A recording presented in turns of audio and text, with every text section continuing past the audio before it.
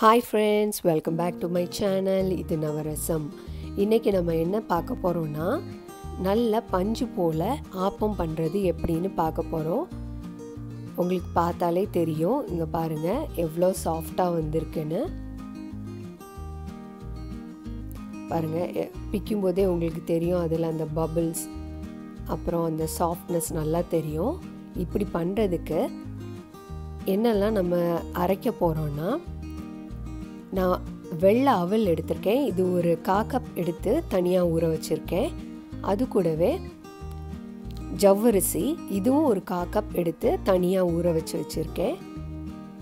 அப்புறமா பச்சரிசி இது ஒரு 2 கப் எடுத்து ஊற வச்சிருக்கேன். அது கூட 2 டீஸ்பூன் உளுந்தும் சேர்த்து ஊற வச்சிருக்கேன். இது எல்லாத்தையும் நம்ம தனித்தனியாவே ஊற வைக்கலாம். பாருங்க கொஞ்சம் உளுந்தும் சேர்த்திருக்கேன். இது எல்லாத்தையும் இப்போ நம்ம ஒரு மிக்ஸில போட்டு அரைச்சு எடுத்துடலாம்.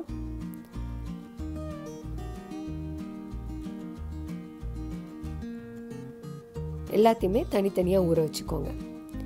இது இப்போ எல்லாத்தையும் நம்ம சேர்த்து போட்டே அரைச்சிடலாம்.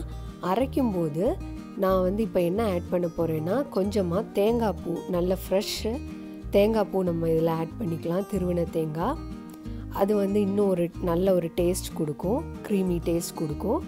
கொஞ்சமாக போதும். இதை நல்லா ஸ்மூத்தாக அரைச்சு தேவையான அளவு தண்ணி விட்டு நல்லா அரைச்சு எடுத்து வச்சிடலாம். அரைச்ச மாவை நம்ம நைட்டு ஃபுல்லாக புளிக்க வச்சிடலாம்.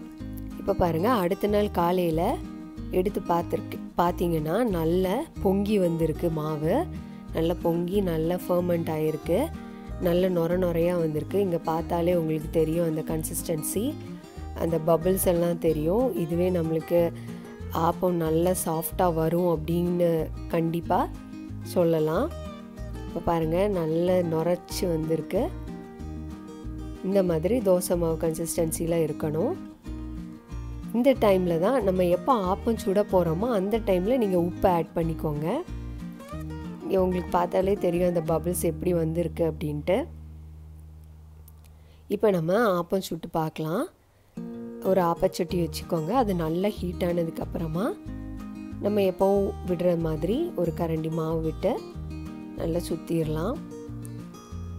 இந்த மாதிரி சுற்றிக்கோங்க. சுற்றிட்டு சுற்றும் போதே உங்களுக்கு தெரியும் அந்த சைட்லலாம் சூப்பராக நல்ல பபிள்ஸ் வர ஆரம்பிச்சிடுச்சு. இப்போ நம்ம இதை மூடி போட்டு ஒரு 2-3 நிமிஷம் வேக விட்டுறலாம். இப்போ பாருங்கள் நல்ல சூப்பரான சாஃப்டான ஆப்பம் ரெடி ஆயிடுச்சு. இந்த மெத்தடில் நீங்கள் ஆப்பம் செஞ்சு பாருங்கள். ரொம்ப நல்லா வரும். டேஸ்ட்டும் ரொம்ப நல்லா இருக்கும். நல்ல சாஃப்டான பஞ்சு போல் ஆப்பம் ரெடி ஆயிடுச்சு. இதை நீங்கள் வீட்டில் கண்டிப்பாக ட்ரை பண்ணி பாருங்கள். இந்த மெத்தடில் நான் சொன்ன ப்ரொபோர்ஷனேட்லேயே பண்ணி பாருங்கள். ரொம்ப நல்லா வரும். Thanks for watching. Bye friends.